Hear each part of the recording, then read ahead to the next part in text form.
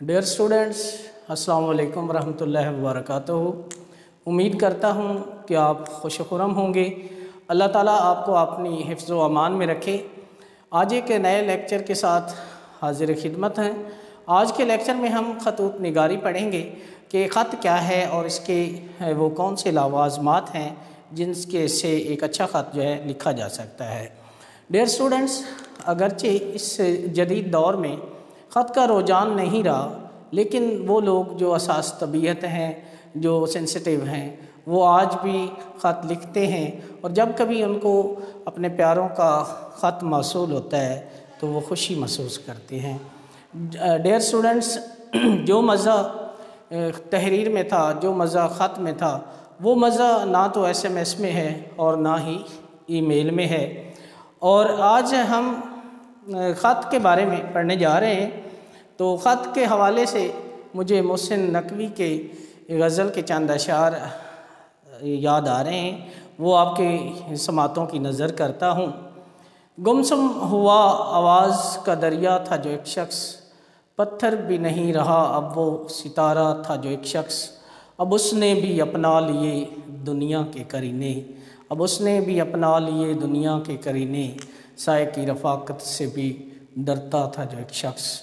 अब आखिरी सत्रों में कहीं नाम है उसका, अहबाब की फ़हरिस्त में पहला था जो एक शख्स। मुनकिर है वही अब मेरी पहचान से मोहसिन, मुनकिर है वही अब मेरी पहचान से मोहसिन, अक्सर ख़त खून से लिखता था जो एक शख्स, अक्सर ख़त खून से लिखता था जो एक शख्स। डियर स्टूडेंट्स, मैं उम्मीद करता हूँ कि आप मेरे लेक्चर को गौर से सुनेंगे और इसके साथ साथ आपसे गुजारिश भी है कि मेरे चैनल को सब्सक्राइब करें ताकि लेटेस्ट अपडेट से आप बाखबर रहें। तो आज का लेक्चर जो है वो स्टार्ट करते हैं। ख़तूत निगारी पर मुश्तमिल है। ख़त क्या है?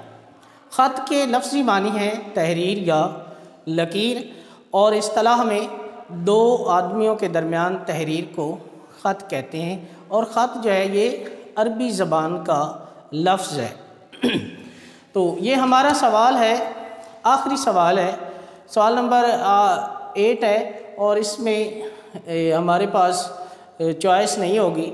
इसमें या तो ख़त आता है या आप बीती आती है। इनमें से जो भी पेपर में आ जाए वो हमें हल करना पड़ेगा। लेकिन यानी हमें ख़त की तैयारी भी करनी पड़ेगी और इसके साथ साथ आप बीती की भी तैयारी करनी पड़ेगी, लेकिन ज़्यादातर जो है वो पेपर में ख़तूत आते हैं। ख़तूत निगारी क्या है? ख़त निजी तौर पर शख्सी जज्बात का ज़रिया है कि इंसानी जज्बात जो हैं उनको बयान करने का जो ज़रिया है उसे ख़त कहते हैं। ख़तूत को ज़ाती ख़तूत ऐसे ख़तूत होते हैं जो हम अपनी ज़ात तक जो महदूद होते हैं, अज़ीज़ व अक़ारिब रिश्तेदारों को लिखते हैं, उनको ज़ाती ख़तूत कहते हैं।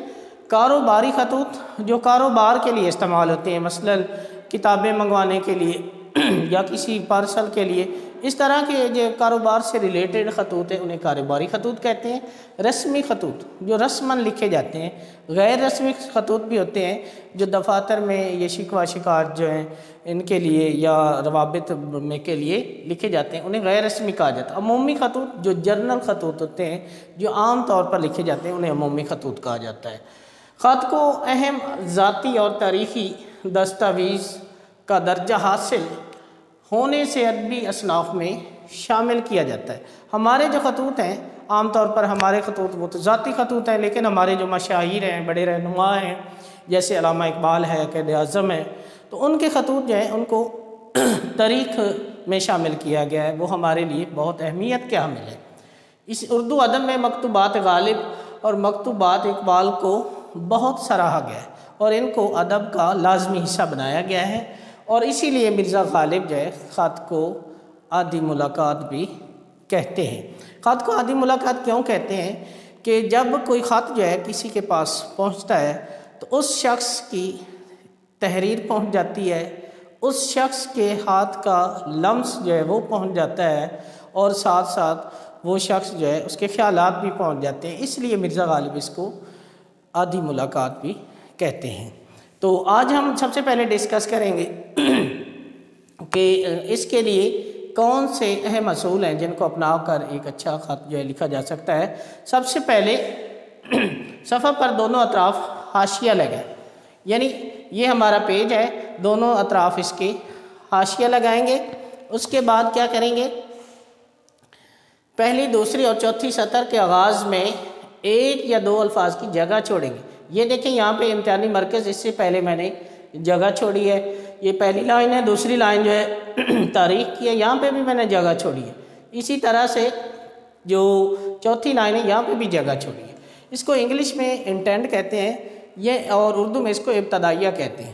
ابتدائیہ کی جگہ، یعنی یہاں سے ہم خط جو ہے سٹارٹ کر رہے ہیں۔ اس کے بعد ہے سادہ اور مختصر فقرات لکھیں، یعنی اردو ادب کی زبان یا مشکل جو ورڈ ہیں یا الفاظ ہیں وہ نہ لکھیں، بلکہ مختصر اور سادہ فقرات لکھیں تاکہ سمجھنے والا یا پڑھنے والا جو ہے اس کو سمجھ سکے۔ اس کے بعد پوائنٹ ہے مخاطب کی عمر، حیثیت اور رشتہ کے مطابق الفاظ جو ہیں ان کا استعمال کریں، یعنی جو ہم نے اس خط لکھنا ہے وہ مخاطب کی عمر، اگر وہ بزرگ ہے تو جس طرح سے ہم بزرگوں کا احترام کرتے ہیں اس طرح سے الفاظ کا چناؤ کریں گے، اور اس کی حیثیت یعنی اس کا عہدہ جو ہے یا اس کا جو کہہ لیں کہ جو رتبہ ہے یا مرتبہ ہے اس کی حیثیت کو مد نظر رکھتے ہوئے الفاظ لکھیں گے، اور رشتے کے مطابق فرض کرو ہم اپنے والد کو خط لکھ رہے ہیں تو والد کا جس طرح سے احترام کرتے ہیں لفظوں میں بھی اسی احترام کو ملحوظ خاطر رکھیں گے۔ نیکسٹ ہے الفاظ کا موزوں استعمال، یعنی مناسب الفاظ جو ٹھیک ہوں، جو موقع کی مناسبت سے ہوں، وہ الفاظ جو ہیں لکھنے چاہیے۔ اس کے بعد الفاظ میں عمدہ منظر کشی، کہتے ہیں کہ اگر تحریر میں پھول کا ذکر کرو تو پھول جو ہے اس کو اس انداز سے تحریر کرو کہ پھول کی تحریر میں سے خوشبو آئے، تو اسی طرح سے الفاظ کا میں عمدہ منظر نگاری ہونی چاہیے۔ مواد کی پیراگراف میں تقسیم، کہ پیراگراف میں خطوط لکھیں، ہر ایک نیا نقطہ جو ہے نیا پوائنٹ جو ہے وہ ایک پیراگراف ہوتا ہے، تو پیراگراف میں اس کو تقسیم کر لیں۔ اس کے بعد ہے خیریت دریافت کرنا یا آگاہ کرنا، اگر تو ہم گھر سے باہر ہیں یا گھر پہ ہیں تو پھر تو ہم اپنے پیرنٹس کو یا کسی بھائی کو خط لکھیں گے تو اس کی خیریت دریافت کریں گے، اور اگر ہم کیا ہیں گھر سے باہر ہیں، ہاسٹل میں مقیم ہیں، کہیں کسی اور جگہ پہ ہیں تو وہاں پہ کیا ہے ان کو اپنی خیریت سے آگاہ کریں گے۔ تو یہ اس کے لیے مواد کتنا ہونا چاہیے، اس کے لیے مواد ہونا چاہیے 1.5 تا 2 صفحات، یعنی اس کے لیے ہمیں ایک پیج پہ اس کو ختم نہیں کرنا بلکہ 1.5 پیج کم از کم لکھنا چاہیے۔ نہ ہی کچھ بچے کیا کرتے ہیں ایک پیج پہ ختم کرتے ہیں، اینڈ پہ جا کے دوسرے پیج پہ والسلام لکھ دیتے ہیں، تو یہ طریقہ جو ہے نہیں ٹھیک، بلکہ یہ ایک اچھا امپریشن بھی نہیں دے گا۔ تو آپ نے کرنا کیا ہے، کم از کم 1.5 پیج لکھنا ہے، اور اس کے ساتھ یہاں پہ میں نے لکھا کہ مناسب حوالہ جات، یعنی اس میں پیراگراف سے ریلیٹڈ کوئی حوالہ ہے تو وہ بھی ضرور لکھیں۔ تو یہ تھے اس کے مختصر اور رہنما اصول یا ہدایات۔ اس کے بعد بات کرتے ہیں خط کے اہم اجزاء اور نمبروں کی تقسیم، اور خط کا خاکہ کیسا ہونا چاہیے۔ خط کے اہم اجزاء میں پیشانی، القاب و آداب، نفس مضمون اور اختتامیہ شامل ہے۔ اور نمبروں کی تقسیم کیا ہے کہ یہ سوال جو ہے 10 نمبر کا ہے۔ پیشانی جو ہے اس کے 2 نمبر ہیں، ایک نمبر جو ہے خط تحریر کرنے والے کا پتہ اور خط لکھنے کی تاریخ کا 1 نمبر، 2 نمبر یہ ہیں۔ اسی طرح سے القاب و آداب جو ہے اس کے 2 نمبر ہیں، نفس مضمون جو ہے اس کے 5 نمبر ہے، اور اختتامیہ جو ہے اس کا 1 نمبر ہے۔ اب دیکھتے ہیں کہ خط کو ہم نے کیسے لکھنا ہے۔ سب سے پہلے ہم پیشانی لکھیں گے۔ پیشانی میں مقام روانگی اور تاریخ شامل ہے۔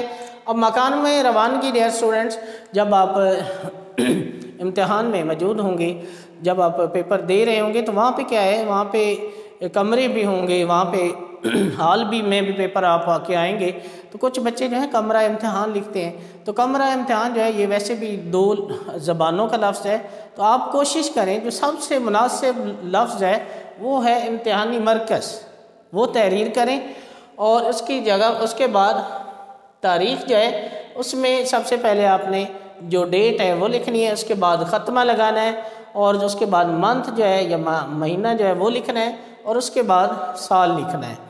اب یہاں پہ کیا ہے، دو میں نے لکھا ہے، اس کے بعد خاتمہ لگایا، تو جہاں پہ ہم نے رکنا ہوتا ہے وہاں پہ خاتمہ لگانا ہوتا ہے۔ تو مناسب آپ کا یہ ہے کہ ڈیٹ کے بعد آپ خاتمہ لگائیں۔ اگر ہم امتحانی مرکز صحیح لکھیں گے اس کا 1 نمبر ہوگا، اور اگر اس تاریخ صحیح لکھیں گے 2 نمبر اس کا ہو جائے گا۔ اس کے بعد القاب کی طرف آئیں گے۔ القاب لقب کی جمع ہے کہ ہم جس کو خط لکھ رہے ہیں اس کو کیسے، کس لقب سے پکارتے ہیں، کس نام سے یہ اس کو مخاطب کرتے ہیں۔ تو یہاں پہ خط فرض کرو ہم لکھ رہے ہیں والد محترم کے نام، تو ہم لکھیں گے میرے پیارے ابا جان۔ جب کسی کو مخاطب کیا جاتا ہے، اپنی طرف متوجہ کیا جاتا ہے، تو ندائیہ کا استعمال کیا جاتا ہے۔ اس کے لیے بچے پوچھتے ہیں کہ یہ کہاں پہ لکھنا چاہیے، تو میں کہتا ہوں کہ جہاں پہ یہ ڈیٹ جو ہے ختم ہو رہی ہے اس کے سے نیچے تیسری لائن پہ اس کے برابر جو ہے اس کو شروع کریں، مارکر سے لکھیں، ساتھ کیا کریں، ندائیہ کی علامت لگائیں۔ اس کے بعد آداب کی طرف آئیں گے۔ تو ہم چونکہ مسلمان ہیں، اسلامی روایات سے جڑے ہیں، تو اپنی گفتگو کا آغاز جو ہے سلام سے کرتے ہیں، تو السلام علیکم لکھیں گے۔ کچھ بچے جو ہے یہ لام جو ہے وہ نہیں لکھتے، یہاں پہ ساکن ہے تو لام لکھنا ضروری ہے، عربی کا لفظ ہے، اس طرح سے کیا ہے آپ کا نمبر کٹ سکتا ہے۔ تو آداب کا 1 نمبر ہے، 4تھا نمبر۔ اب یہاں پہ میں نے کیا کیا، رابطہ کی علامت لگائی۔ کچھ بچے یہ سوال بھی کرتے ہیں کہ یہاں پہ رابطہ کی علامت آئے گی یا یہاں پہ ندائیہ کی علامت آئے گی، تو بیٹا یہ بات غور سے سنیں کہ اگر تو آپ اس نفس مضمون جو ہے یہاں سے اسٹارٹ کر رہے ہیں، ادھر سے ہی شروع کر رہے ہیں، تو پھر آپ کیا کریں گے، رابطہ کی علامت لگائیں گے۔ اگر اس کو آپ نیچے والی لائن پہ لے کے جانا چاہتے ہیں تو پھر کیا کریں گے، آپ ندائیہ کی علامت لگائیں گے۔ یہاں پہ اگر ہم آداب میں السلام علیکم کی عبارت صحیح لکھتے ہیں اور اس کے ساتھ رموز اوقاف بھی صحیح لگاتے ہیں تو 4تھا نمبر ہمیں مل جائے گا۔ نیکسٹ جو ہے ہمارا ہے نفس مضمون یا متن۔ نفس مضمون میں عموماً کہتا ہوں کہ اس کو 3 حصوں میں ڈیوائیڈ کر لو، اور یہ 3 حصوں پر مشتمل ہوتا ہے: تمہید، اصل مدعا یا تکمیل خط۔ یعنی تمہید کسے کہتے ہیں؟ تمہید میں ہم لکھ سکتے ہیں آپ کا محبت نامہ ملا، آپ کا گرامی نامہ ملا، آپ کے استاد محترم کا محبت نامہ ملا جس سے پڑھ کر معلوم ہوا۔ تمہید جو ہے آپ لوگوں نے اس کے علاوہ اس میں خیریت پوچھ بھی سکتے ہیں، اپنے بارے میں بتا بھی سکتے ہیں۔ تو تمہید کا ایک مختصر سا آپ نے پیراگراف لکھنا ہے۔ اس کے بعد اصل جو مدعا ہے، جس مقصد کے لیے ہم خط تحریر کرنے جا رہے ہیں، جس کے لیے ہم خط لکھ رہے ہیں، وہ دوسرے پیراگراف میں ڈیفائن کریں گے۔ فرض کرو یہاں پہ ہمارا پہلا پیراگراف جو تمہید کا ختم ہوا، تو دوسرا پیراگراف یہاں سے جس طرح سے ہم نے پہلی، دوسری، تیسری، چوتھی لائن پہ جگہ چھوڑی تھی، اس کے برابر بالکل ایک لفظ کی جگہ چھوڑ کے دوسرے پیراگراف کو شروع کریں گے۔ یہاں پہ ہم اصل جو ہے مدعا یا مقصد کی بات جو ہے وہ لکھیں گے۔ اس کے بعد تیسرا حصہ جو ہے تکمیل خط، وہ اس کی طرف بڑھیں گے۔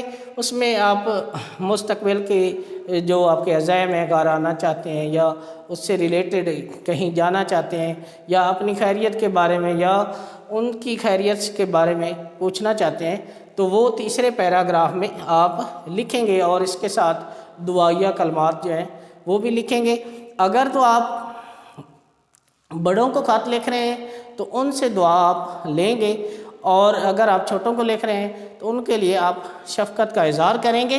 اسی طرح سے کیا ہے، آخر پہ ایک دعائیہ کلمہ لکھیں گے، اور یہاں پہ ہمارا جو ہے نفس مضمون جو ہے ختم ہو جائے گا۔ تو میں آپ کو بتا رہا تھا کہ ان کے نمبروں کی ترتیب یہاں پہ امتحانی مرکز کا 1، تاریخ کا 1 نمبر، 1 نمبر جو ہے وہ ہمیں